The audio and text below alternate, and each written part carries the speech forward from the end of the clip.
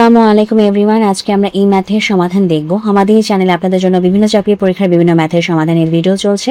Kindly আমাদের চ্যানেলটিকে subscribe করে দিবেন। তো চলুন এখন আমরা আমাদের আজকের সমাধানে নেমে পড়ি। এখানে বলা আছে যে কোনো কুয়ার গভীরতা যদি 10 মিটার হয় এবং ব্যাসার্ধ যদি 2 মিটার হয় তাহলে কুয়ার আয়তন কত?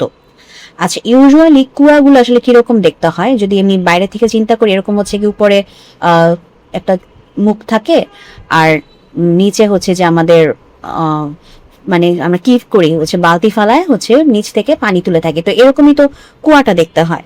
তো এটা হচ্ছে সিলিন্ডারের মতো, আমরা যদি আমাদের ম্যাথের ক্ষেত্রে চিন্তা করি এটা হচ্ছে দেখতে সিলিন্ডারের মতো। তো আমাদের কুয়ার আয়তন হবে সিলিন্ডারের যে আয়তনের যে সূত্রটা মানে পাই আর স্কোয়ার এইচ, আমাদের যে সিলিন্ডার আয়তনের যে সূত্র সেই সূত্র অনুযায়ী হবে।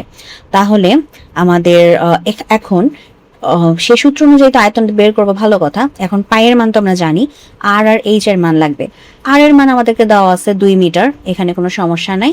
তো এইচ এর মান কোনটা হবে? এইচ এর মানটা হবে ওই যে কুয়ার যে গভীরতা, এই যে এটাই তো গভীরতা তাই না, লম্বাটা এই যে উচ্চতাটা এটাই তো আমাদের গভীরতা, কুয়ার গভীরতা, এটাকেই তো এইচ বলে। তাহলে এইচ এর মান কত আছে? 10 মিটার। তাহলে এখন হচ্ছে আমরা আমাদের সূত্র অনুযায়ী বসাই দেই, pi into 2 square into H হচ্ছে 10। তাহলে কত হবে? পাই 4 আর এখানে হবে 10, তাহলে 40 পাই হচ্ছে আমাদের ঘন মিটার, যত আয়তন তাই ঘন মিটার। তো পায়ের মান যদি ভেঙে আমাদের অ্যান্সার আনতে হয় তো আমরা পায়ের মান ভেঙে অ্যান্সার আনবো, অথবা যদি এটাই আমাদের সূত্রে থাকে মানে অপশনে থাকে তাহলে এটি আমাদের অ্যান্সার হয়ে যাবে। তো এটাই ছিল আমাদের আজকের প্রশ্নের সমাধান।